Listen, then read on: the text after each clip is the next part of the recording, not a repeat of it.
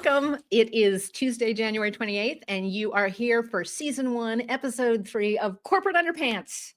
That's right, Corporate Underpants, the show that explores all the ways that politics and organizational issues get in the way of launching great products. So this is for you if you are a product leader or a UX person, especially today, UX people, anybody involved in product. And actually, the way I think about it is that you are somebody who is seeking seniority in the product and UX world, and you are starting to realize or have long ago realized that staying out of politics is not an option. And so I also call this, experience by osmosis. My idea is that we're going to bring on lots of people who are in the trenches, actually doing the work, not the people who are writing the books and the blogs, but the people who are actually doing all the work and encountering the problems that you can encounter on a daily or project or yearly basis and untangling what happened so we can figure out and understand it. And it can be as if you went through it before and now you've got that knowledge. So I'm Tamara Adlin. I'm your host. I'm the creator of Corporate Underpants, and I am somebody who's been in the UX and product world for many, many years, most specifically helping early stage startups untangle themselves and unclusterfuck themselves so that they can get out of their own way and launch a great product, even though they have a gazillion ideas and inevitably are all fighting with each other as a founding team. That's my specialty. I don't know why I opted into that, but I have a lot of fun doing it and working with bigger companies too. And corporate underpants is a problem that I've been fighting with for so long, which is, what gets in the way of us really releasing great products. And I don't think it's that we're not experts in the double diamond or in process. I think it's that we don't really understand the things that clobber the double diamond and clobber our process. And that's what gets in our way. The other thing I'll share with you before we dive in with Jillian is just a couple thoughts from the week. There is another workshop and process that's coming out. I'm working on a solution to corporate underpants, which I'm calling Align Before Design, and is a workshop that you can do and that I'll put a book out on later. And I just want to share total transparency and vulnerable moments. Several months ago, a book came out called Aligned. And when I first saw that, I was like, oh no, somebody wrote my book. And now there's a new workshop coming out from the guys who wrote the Sprint book. And they're talking about doing foundational, strategic, early stage alignment work too. And the instant response to me is like feeling like I got punched in the gut because somebody else is doing something that's related to what I want to do. And I'm just sharing that because it happens. It happens when you have an idea and somebody else does it. But it just takes a second. And then I talk myself off a cliff and realize a rising tide hopefully raises all ships. And there's a Starbucks on every corner and it's there for a reason. So if you feel clobbered this week, you aren't alone. And also if you're feeling clobbered by events in the world, you're not alone. And just knowing that you're not alone can help sometimes. Okay, so let's get right on to it. I am going to get started by introducing Jillian Hudson, my guest this week. And our topic this week is when UX democratization goes wrong. And I'm very excited. Hi, Jillian. How are you? I'm good. Tell everybody where you're joining from. Tell us about you and your background. Go for it. So I'm a UX researcher and a UX strategist. I live in North Carolina. And I came up from, first of all, I have a fine art degree, so I don't even have a design degree, but I came up through design and fell into a UX job in 2007. It took me 6 months to realize I was not on the marketing team anymore. And I loved it and gradually worked into research. Research is my home. That's where I belong. So I really loved it. I also have a book in the works. It's called UX Strategy in Adverse Conditions. And it's based on a talk I gave to the UXPA in New Jersey back in September. So that will be coming out later on this year. Yeah, and we're going to dive into some of that because some of those ideas are, Jillian and I met through Never Search Alone. And it's just, we had an interesting conversation about the idea of corporate underpants and politics screwing with projects. And this was sort of unexpected situations in a new job that you expected to be very different. We're not going to mention the company. We're not going to mention exactly the timeline here. It's just pretty typical of early UX people not having a degree in anything related to UX because there wasn't a degree in anything related to UX. In fact, I have a series of interviews that I've got to repost, UX pioneers. All the people who started UX didn't have a degree in research or UX. It didn't exist. Yeah. We're all a bunch of bizarre. And so you came up from fine arts, of course, Mhm. then fell into job. I love that you said it took you a while to realize you weren't in marketing anymore. What happened? How do you define being somebody who's involved with UX strategy? UX strategy, I took some certification classes with Nielsen Norman and Nancy Dickinson, by the way. If anybody ever gets a chance to take a class with her, take it. It's worth it. But she teaches it this way. You take the business goals and the user's needs, and where they overlap is the UX strategy. And those are the projects that are going to be the most successful. They're going to move the needle both for the company and for the user. And by the way, that overlap on the Venn diagram design, I've learned is called Pisces Vesica, which means fish bladder. So now you have a barbet thing that you can use, asking people if they Pisces, know Pisces Vesica. Vesica? Uh-huh. Okay, the Pisces Vesica of business goals and user needs. Okay, well then officially I'm a UX strategy person too. Who knew? Yes, you All are. right. So let's get into this crazy story of UX democratization gone wrong. And as we Mhm. get into the story, as we get into this timeline, if you're listening to this, think about situations or scenarios that you found yourself in that might have been similar. Think about any questions you want to ask Jillian, who's come through the other side relatively unscathed and having learned a few lessons. And we're going to get to a summary of thoughts and advice at the end of this discussion. Okay, so you, at some point in your history, got a new job with Acme Incorporated. It was sold to me that they needed someone who could do research for their French headquarters. They had a UX person over there, but they wanted someone from the United States to go over there and be responsible for it. And because I have a modicum of French language, I took it in high school and college, that was enough for me to oversee it and make sure it was done right and everything. So you were supposed to go Didn't to I? France Yep, to be a yep. researcher, and they Hmm. already had it wasn't new to them. They had the idea of research. Acme Hmm. Incorporated headquarters somewhere in the United States had Hmm. research and said to you, "Hey, go to France and be a and it's like, "Ah, yeah, let me pack my bags. Give me 5 Hmm. minutes," right? Yeah. Okay. So that was supposed to be the job. They had a headquarters in France for their international division for Europe, and they had a UX designer there who was getting a lot of traction. So they asked me to go there and support that. I thought it would be a new adventure, a way to expand my resume and my portfolio and everything. I thought it was great, and I didn't have any personal obstacles that would prevent me from relocating to another country. So If I looked at it mhm, from your side, yeah. you're like, "Oh, yeah, well, I'll help that person get traction. I'll help expand, Mhm. this thinking into France. I'll be in France, which will be cool." So you said yes. And then what happened? Yeah, I arrived at the company, spent a couple of months getting ramped up and everything, and then the UX manager goes off to India to I don't know what he was doing. We had offshore designers over there and Wait offshore a second. developers. So you took the job. It's different Yeah. than what you thought because they didn't immediately put you on a plane to France. No, no, they They had didn't you immediately do it. I started on the product that I was on was worked both nationally and internationally in the EU. So I was still going to be responsible for that product, but I need to get my understanding of the industry as well as the internal product that I was responsible for. okay, and So you were reporting to the UX manager. the UX manager, the Hmm. US UX manager, who I guess was the UX manager Correct. for the whole company. And then Yeah. some time goes by and that person buggers off to India Hmm. to do For a some few stuff months. over Yeah. there. Okay. And where did that leave you? That left me really having to build a UX presence on my own. And it was becoming very transparent to me by that time that the one UX researcher they had really was siloed and was sort of doing her own thing and wasn't interested in building UX as a whole, but just in focusing on her one little niche product that she was working on. And so she wasn't really evangelizing UX. No one was really evangelizing UX except me. You at this point I take it, has realized, France is not in the picture for a while, so I better get to work here. Mhm. And getting to Yeah. work here at the headquarters, you were like, well, the UX manager, my boss is nowhere to be found.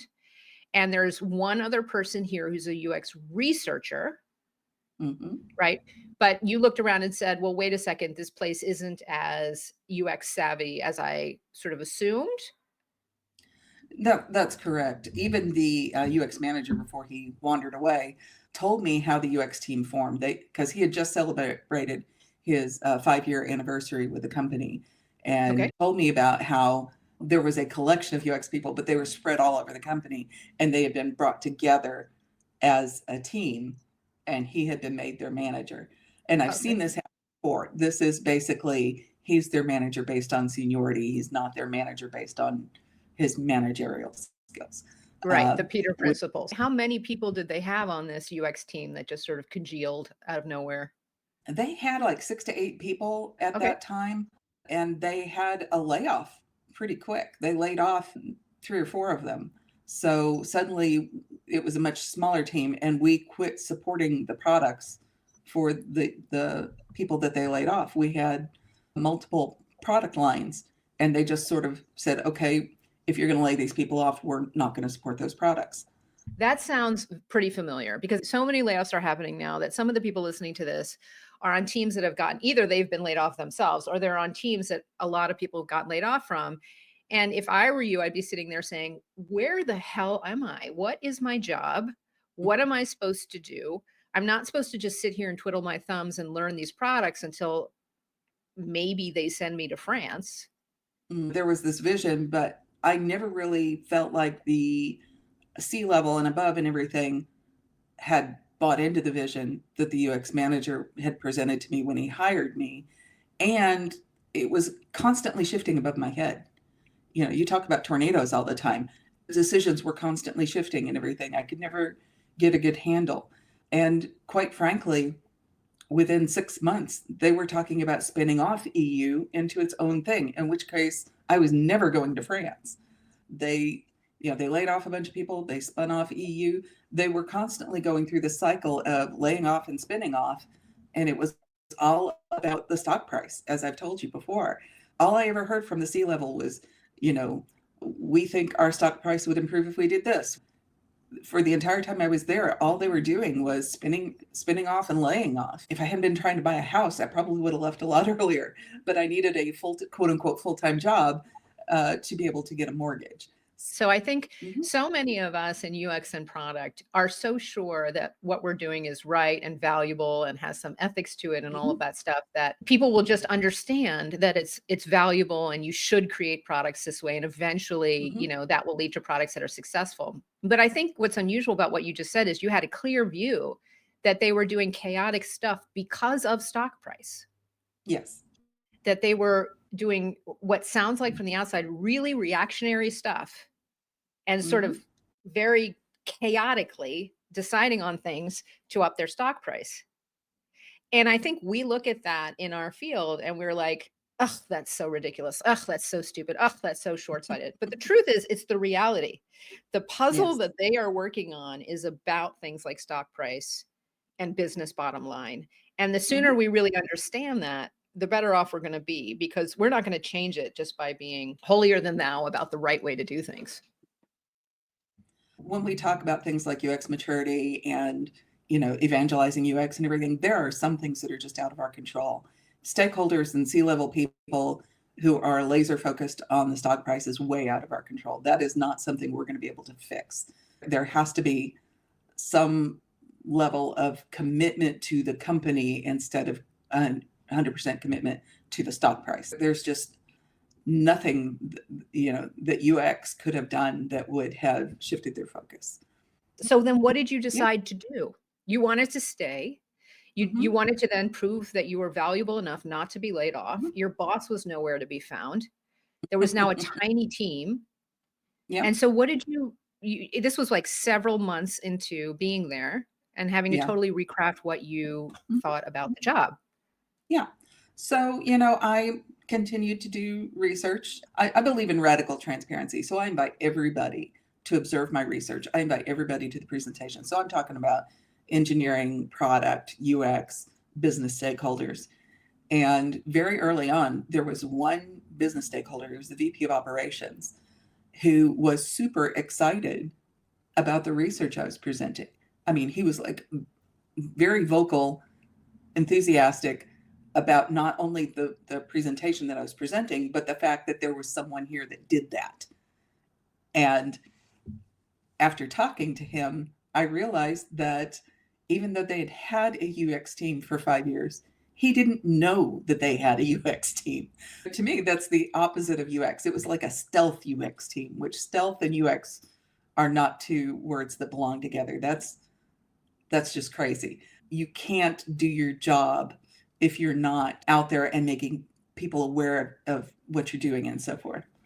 Do you think that So was because of the habits of the UX manager that they just didn't let people know? Were you the first person to invite lots of people to a results meeting? Why were they yeah, stealth? Why were they stealth? I believe so. I've always been that. It was my personal philosophy of being so transparent. You know, we talk about postcards from the field, the whole 9 yards. I want them to know what I'm doing. I want them to see. I want them to be engaged and so forth. They really became a team before I arrived, but the leadership wasn't there. The focus wasn't there. These were a lot of people that were just going along and not making waves, which to me is, again, not the focus of UX. It's great to say that you're being very transparent. I think a lot of people would say, well, how do you invite everybody in the organization without getting yourself in trouble? Like your boss wasn't there. So did you, I mean, Mhm. literally, how did you invite everybody to these meetings? I How did, asked the product owner that was responsible for the project I was working on, who's the business stakeholder, and I included him on the invitation. I just, it's easier to ask forgiveness than to ask permission. okay, Um, so the product lead mhm. told you who all the business stakeholders were. You sent Yeah, them, hey, I'm presenting some research. yeah. And the VP of operations, Yes. and tell us what happened. He was very enthusiastic. He was, so excited. And the presentation went well. Everybody was happy and everything. Because he was so enthusiastic, and I hadn't had my Nielsen Norman training yet. So I was sort of doing this by the seat of my pants. Everybody hopes that the research will break through and people will be excited and everything. But how do you get a UX champion? How does someone become a UX champion? And I thought, well, I will just ask him if he wants to be invited to observe my research and be invited to all my presentations, even if they're not for projects that he's sponsoring. And he said yes. And then months go by, and this is still going really well. This was probably about 4 or 5 months had gone by at this point. And finally, I said, I'm going to ask for the meeting. Let's give it a shot. He's been very amenable. He's been very enthusiastic. I asked him for a one-on-one meeting, and he said yes. And then in the beginning of the meeting, both of us simultaneously, the first words out of our mouth was, "How can I help you?" And I knew we were going to have a great relationship. And I basically told him if he would agree to meet with me once or twice a month to let me know what's coming down the pipeline, I would be able to do the research early and not be a bottleneck in trying to get my findings incorporated into the projects. And he agreed to that. And then So he told me that he didn't know UX existed before I came along. I will tell you that for the length of time that I was there, he continued to think of me as UX. He didn't think of anybody else as UX at the company. It was just me. But he told me that he had actually created this whole level under him of business analysts. He called them systems coaches that he had embedded in every sales and ops office that we had in North America because he needed research. He needed the insights of what the sales and ops teams needed in order to be successful. So he was craving this information, and the UX team before I arrived wasn't providing it. So he created his whole layer of people and to try and get that information. So the fact that I was, experienced and trained researcher and was willing to provide all this information to him, it was just like a Christmas present for him. He was super excited and more than willing to help me out. your boss was away. So the cat was Mhm. away. So the mouse could ask for a meeting with the VP of operations, right? Like Right. it Uh-huh. probably would have been for those listening, like, looking out for those people who are enthusiastic is one thing, Mhm. getting into their office is another, and it's good that you Mhm. took advantage of the fact that your manager wasn't watching at the time. Yeah. Oh, by the way, the VP of operations had no clue when I gave him the name of my manager, didn't know who he was. Okay, so this person left something to be desired in terms of publicizing the value of UX. We were talking about like democratization of UX gone wrong, and I want to bring that back to the fore, which is this Mhm. VP of operations. And by the way, we're talking about B2B software, right? Yes. B2B software. Responsible for was an internal product. Think of it like I think of it as like Sabre, which is a software repository of all airline reservations. Well, this was a software repository of all of our orders, and the sales and the ops teams used it. The accounts receivable used it, legal and compliance used it, claims used it, everybody used it. But he was most concerned about the sales and the ops teams making sure that it was fully functional for them because that was our bread and butter. But yeah, so he created, and this is the first instance of UX democratization. He turned them into basically mini UX researchers embedded in all the teams. I told them at one point that they were doing field studies, and they got excited about that because they didn't know what it was. I told you this earlier, and I want to make a point here. Even though they were created and a function of the UX democratization, the systems coaches aren't the villain of the story. They were just doing what they were told to do. And it was just their job. They're like junior business analysts. They weren't the bad people, even though they were turned out to be a bit of a problem as far as my ability to move forward with UX. The VP of ops was trying to optimize a product or a set of tools that were internal. So Acme Incorporated sells widgets, and there's a big management system for orders and all of that stuff that internal Acme employees use. The VP of ops had created these systems coaches to sort of be embedded with various teams inside Acme Incorporated to Mm-hmm. figure out what problems they had with this big internal system or what features they wanted or whatever. And so they Mm-hmm. kind of were like user researchers because they were sitting with the users who happened to be internal Acme employees. We look at that and we're like, well, maybe that's a good sign. Maybe that is really getting everybody to think in a more user focused way and be a user researcher. So what do you have to say about that? Well, if they had been trained and experienced, it would have helped, but they weren't. My first clue that there was a problem was in quarterly planning, and the first time around, I'd only been there a few weeks. I didn't UX was not engaged for quarterly planning. It was done without our presence. However, the systems coaches were allowed to bring in their top concerns to get incorporated into that quarter's plan. The next time around, I was like, I need to be involved. I need to know and I need to understand what these projects are so that I can do the research and be ready for when these projects come up. And I tried to bring in findings that I had found that I thought need to be incorporated. And I got overruled, but the systems coaches again got their top stories. And I say stories loosely. We're not talking about really well developed user stories. It was a wish list of their buddies at each of the locations that had things that they wanted done, and it was a lot of solutioning. It wasn't really good UX practice and everything. And I'm thinking, why do these people have so much influence and UX has none?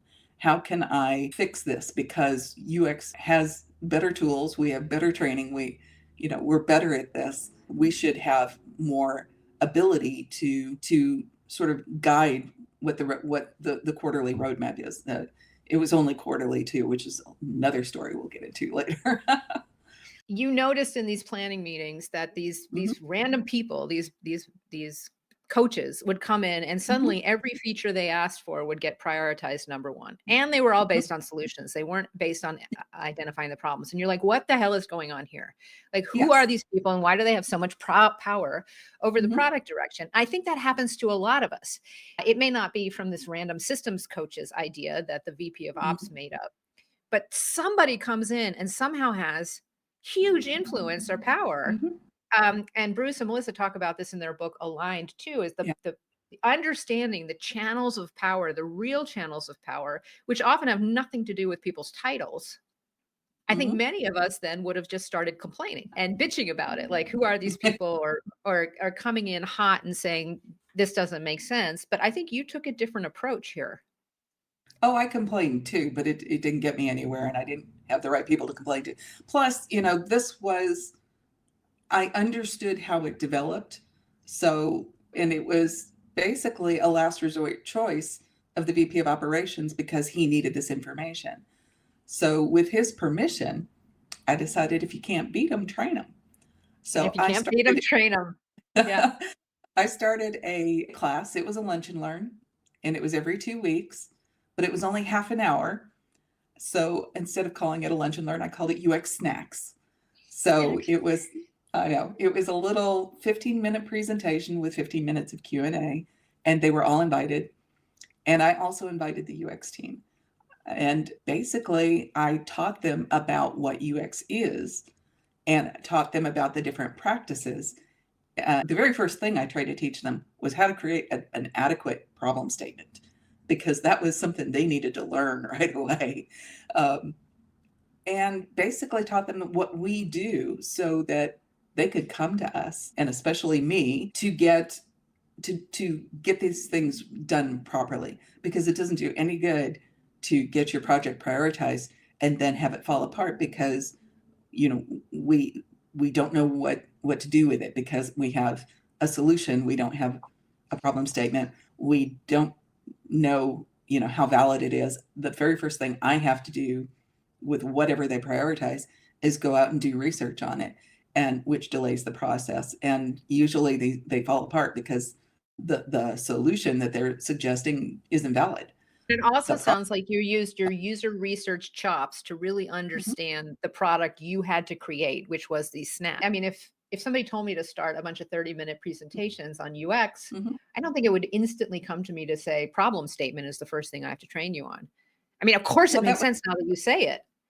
Well, that was the problem I was seeing in the quarterly Right. planning, is they didn't know how to create problem statements. So, if they were going to create problem statements, I wanted them to at least do them correctly. The point was that I was there to help them create a good problem statement. It worked to a certain degree.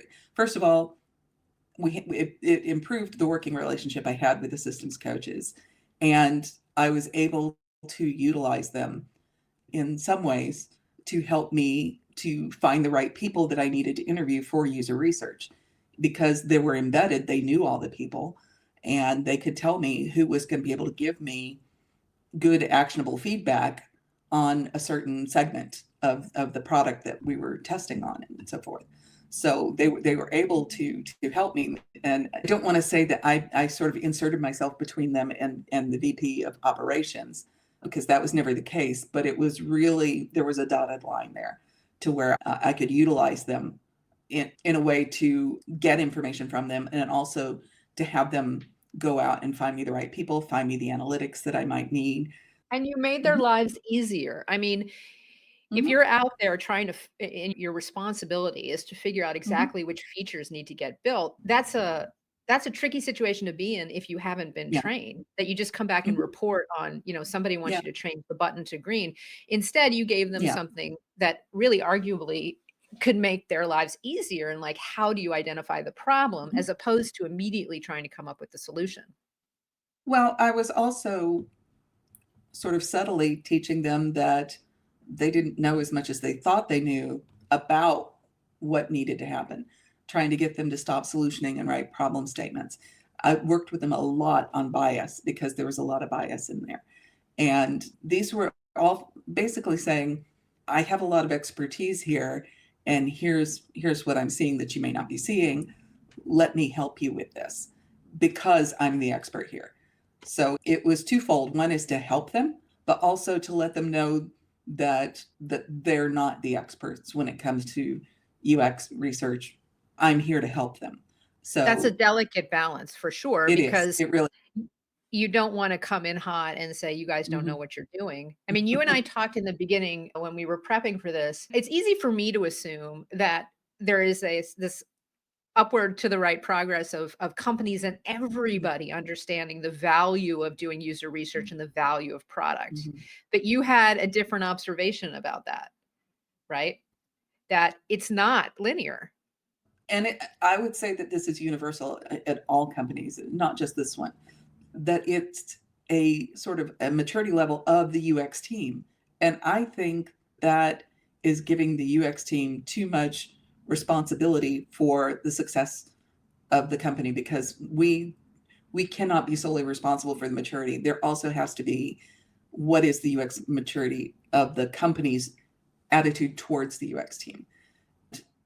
At this company, there was so much chaos in the upper management level, the C level, people moving in and out, constantly focusing on spinning off somebody or laying off people to make the stock price right and everything. I felt like Sisyphus trying to move the boulder up the mountain. It was constantly back and forth and back and forth. It was an eye opener to me to realize that UX maturity could decline as well, and it Okay, yeah. had So absolutely nothing to do with the value, the quality of the UX team what itself. I hear you pulling apart here, which I think is really interesting, is that yes, we can think of UX maturity in terms of the maturity of the team that is doing UX in the company, but you're talking Mhm, also about this company level UX maturity, which mhm, can definitely backslide. And this was something that I ran into headfirst at full speed when I got into the world of blockchain and crypto. I was mhm, assuming that, as I had seen for the past 15 years, progressively people were more and more aware that if you slow down to speed up, you understand your users, you do a good design process, so you're going to end up with a product that does better. mhm, And slowly but surely, everybody in corporate, anything or product, was sort of learning that. And I never had to mhm, start over from scratch. Suddenly, with these blockchain kids, as I call them, I couldn't assume they had any level of knowledge about this, or yeah, if they did, they didn't care. And that yeah, suddenly I was having to pull out explanations that I hadn't had to pull out since 1999 about why mhm, thinking about users was valuable. And what you said earlier was that maybe it does go up and to the right, but it slides back whenever there's chaos at the top. Because if they were absolutely. constantly being reactive about spinning off companies, Mhm, or they have a new CEO or a new whoever, mhm, the last thing that would be progressively growing is their sense of UX and the value of it. mhm, yeah, But I think that's shocking for us and a really good and reminder yes, to, it's very shocking. Yeah. right? And so what you did, you did, which I thought was so impressive, is, and a good advice to people out there is, if you're feeling like Sisyphus, stop for a minute and do your own assessment of relative maturity of the team, but also what is going on above you, and relook at all of your assumptions about their maturity with respect Mhm, to the value of what you do, yes. which has nothing to do with you and your own Mhm, actual value, but yeah. whether or not they see it. Well, I think that UXers, especially UX researchers, we spend so much of our time focused on the user and advocating for the user and everything. It's worth, from a UX strategy standpoint, to turn the lens of UX focus to your teams and the whole company by looking at your product team and what is the user experience that they're experiencing working with us on this project. How can I improve that? With the three business stakeholders that I turned into UX champions, by turning the UX lens on them and seeing what they need in order for us to work together smoothly and for us to make progress and everything, what do they need? I never was able to make it above the P level. There was too much chaos going on above that. I must have looked like an ant from the level that they were thinking about. I never got any traction above that. But the three UX champions, you talk about getting alignment amongst the business stakeholders. They were actually aligned. This was a rare point where the three of them were aligned, and they were the main business stakeholders on the product that I was responsible for. That's why they wound up being the champions that I created. With the VP of ops, it sounds like what you Hmm. did is you're like, okay, this person's curious about what I'm doing, seems like a Hmm. consumer of my results. You looked at what was going on in their team after you talked to them and were like, saw Mhm. all these systems coaches, and instead of what I would have done, which is start yelling and screaming and stomping my feet, Mm. you're like, okay, well, maybe this does indicate a Mhm. desire for the kind of stuff, and I'm going to train those people instead of trying to shut them down. Yes. And how did that improve or change your relationship with the VP of Ops? And then what did you do next? I would say he became a true UX champion. He had no clue what that meant, but Oh, no, he didn't. The UX champion is one of our own internal terms. It means absolutely nothing outside of UX. But right. we developed a very good relationship. He was a coworker that I could communicate with, very easy to communicate with. He was very interested in what I was doing. He would be honest with me and tell me if there wasn't going to be support for something that I was interested in doing.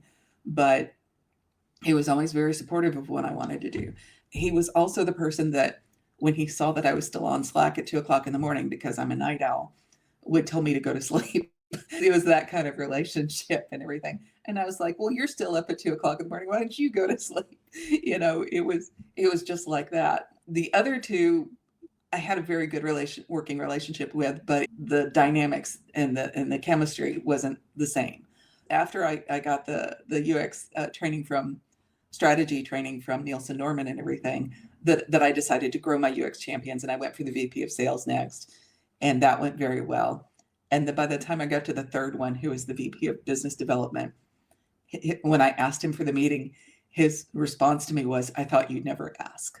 So apparently, he was never going to ask me for a meeting, but once I asked him, he was very open to it. And Now, uh, your manager still hadn't come back? They had, what is Bermuda Triangle of UX managers, never came back? oh no, he came back, but I had already developed the relationship with the VP of operations, and I could sense that he didn't like that I had sort of done something that he hadn't been able to or willing to do, but it was such a positive for the team. He couldn't really say much about it. So there was a little bit of passive aggressive going on where he commended me for taking the initiative and that kind of thing, but it was I sort of bet he said through did. clenched.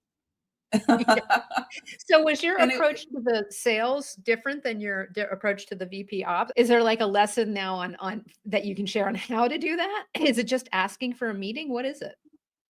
The reason I started with the ops guy was because the first project that I'd been given affected the ops team. So it was just luck that it happened to be him. By the time I made him a champion, I was working on projects that affected the sales team. So I was like, okay, VP of Ops, who is responsible for this project? Who do I need to talk to? And they all worked very closely together. And I was lucky that they were aligned. I didn't have to deal with a lot of this. There were other VPs that were a royal pain in the butt, but I didn't work with, they weren't solely responsible for my product. These three were, and they were already aligned. And so that was not a layer that I had to deal with at this particular company. But so yeah, I just rinsed and repeated. I wrote a blog article about it, and it was called How to Attract UX Champions with Research Bait. And that's what I Nice. did. Yeah, pretty much. So whenever I had a project that was sales related, I just sent out the email to this guy and got him involved. The basis of growing in research strategy is you get someone to evangelize you. So the VP of Ops had been evangelizing me. The VP of sales had learned about it. So when he got a chance to work with me, he saw the value, and the process sped up. At that point, I was able to convert him into a champion pretty quickly. So the other thing that's really interesting here is that you use networking skills in Never Search Alone, which is a great resource for job seekers. One of the parts of it is a listening tour, as you know, Jillian. And one of the big questions that you ask people in your network is, what would you do in my situation? I'm somebody who's looking for this kind of job with this kind of history. What would you do if you were me? Or I'm looking to start my own consulting business. People call me that all the time. What would you do if you were me? And I think using that perspective with the VP of ops, they know the politics at their VP level really Yes. pretty well and can give you Mm-hmm. major hints about how Mm-hmm. to approach the VP of sales or the Mm-hmm. VP of biz dev in Mm-hmm. very careful ways. And I think putting Mm-hmm. on your researcher and listening ears and really listening for what they're saying, like, don't call him until after lunch or whatever. And you said that they were somewhat aligned. Yeah. How did you know that? After I got all three of them together and I had taken the training, I talked to them individually because I was having one-on-ones with each of them. I talked to them individually. I asked them to do a 5-year roadmap because I felt like these quarterly planning sessions were just too short term. Instead of making strides towards a bigger goal, we just kept drawing an asterisk, a three-month asterisk, and we were never getting anywhere. And I will I love say it that was image of an asterisk. Yeah. yeah, it was partially successful, again, because I wasn't able to get above them. I was able to get buy-in above them. But I did get them to start thinking longer term, which was a huge boon because they started thinking in terms of, we have this goal and we want to get there. What are the steps we need to take in between? So they started thinking about those steps, knowing where they wanted to go. And it went very well until we were spun off. So, but they were focused on that and they were aligned. I literally pulled the three of them we had a monthly meeting where we talked about the roadmap. We couldn't get product to engage or engineering to engage, but the three of us, the four of us actually with me, I just basically, I laid it out in a spreadsheet because it was something that was easy for them to do. And we talked about where do we want to be in 5 years? Let's break it down year by year. Let's break it down. And they were just going at it. And it was like, I think I was using OneDrive and they were just going at it and filling it in and talking. We would talk about it and I would help them rewrite it if they had written it in a funky way that nobody understood.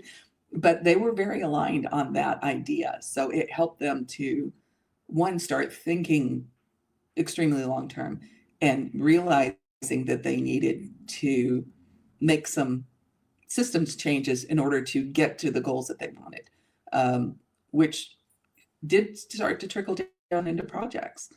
Pushing from the bottom up to do 5-year road Mhm. mapping as opposed to the top down. I mean, there Mhm. must have been a lot of chaos at the top. Mhm. And so making it Well, almost a skunkworks project to behave in a sane way is mhm. is interesting. Yeah, So well, what I was going to say though is it was during that time that I realized that product and business were not getting along, that they were not aligned. And that was a shocker for me. I saw a SWOT exercise that product did, and I did not realize how bad it was until I saw this. They had written out in the T in SWOT, the T is threats, and they listed business under the business worker, the business stakeholders, business under threats. your product team, you would, and it sounds like you had mostly been working on the business side as opposed to working more directly with product. Well, I was technically product and engineering all rolled up to tech, the CTO, Okay. who used user delight like it was a magic phrase that got him everything he wanted. Don't even get me started on that. And then business was over here. But my philosophy when I started to work with them as champions was that they hold the purse. They have the authority to determine which projects get done. So they were the people that I needed to be aligned with. And it did lead to friction with product and engineering and so forth. But to this day, I still don't understand product's philosophy of thinking of business as a threat to what business is. The business team is supposed to be, leading the charge here, and product. I'm assuming product thought that they were in charge. I have no idea. I never really got into that, but it was Okay, so that is off. classic corporate underpants. That is when Yes. if your product team is listing the business team as a threat Mhm. in a SWOT Yeah. analysis, you've got a problem, Yes. right? Because there's no way then that the product, I mean, if you have dueling departments, how are you going to create a great product? Mhm. You can't. So in the last few minutes here, I just want to ask you, let's use hindsight being 2020. There were a couple things that were pretty crazy here. One is not that you were crazy, the scenario was crazy. You took a job that ended up almost immediately not being the job you thought you were taking. That's And you correct. had a manager who turned out to be less than great. Is there anything you would have done differently during the interview process? Or was this all just forces out of your control? It was really forces out of my control. I had been unemployed for quite a while, so I really needed the work and the money was good. I told you earlier, I was trying to buy a house and I needed a full-time job. I could have taken a contract job, but that wouldn't have gotten me the goal of buying the house. So I don't regret taking the job. I got great educational benefits. I was able to take the Nielsen Norman training and get certified, which is definitely a boon for my career. So I don't regret taking the job. I feel like I probably should have left it, a year or more earlier than I did. After I got the mortgage, I should have found a way to leave earlier because, as much we've talked about, there's only so much you can do, and only so much that UX can do if the company is, the upper level is utter chaos and everything. You're not going to be able to make progress and everything. So I could have left and gone to another company, but I would probably run into the same thing at another company. It would have just been, different company, same stuff.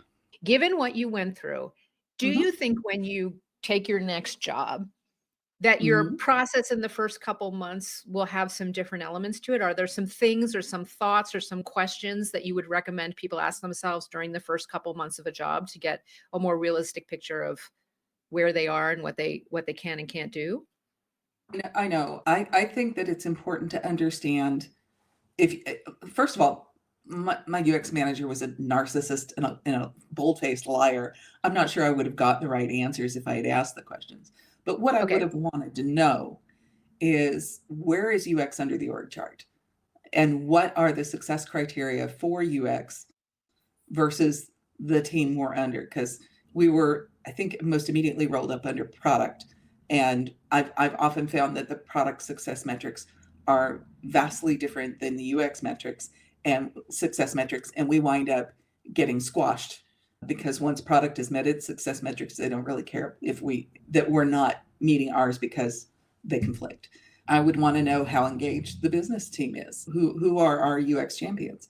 I was once told that at a different company that we had a UX champion, and then about a month into the role, he had like a town hall and he started talking about how we had a UX team and that was going to make things release faster. And I thought, this dude doesn't know the difference between agile and UX.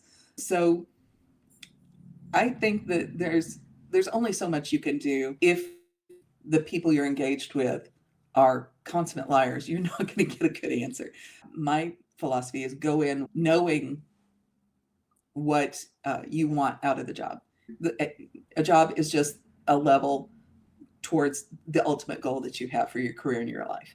The other, and in our last couple of minutes, I think the other thing that's really clear through talking to you is that once you Mhm, turned on your user research muscle mhm, internally, not just about the mhm. product, but about your own organization, then opportunities started to appear and Yes. you were able to act at your most sophisticated Mhm. level in making change happen. So tell us, Jillian, as we're coming to an end here, what are you looking for next in your career? What should people look out for with you? What do you want people to know about you?